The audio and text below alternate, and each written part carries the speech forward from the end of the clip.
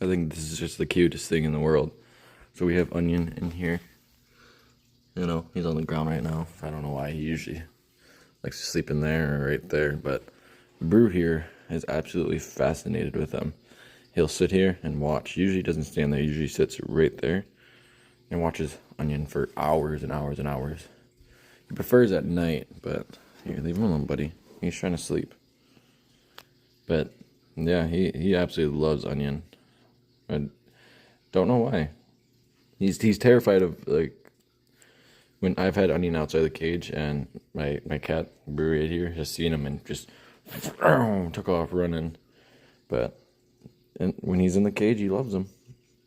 So yeah.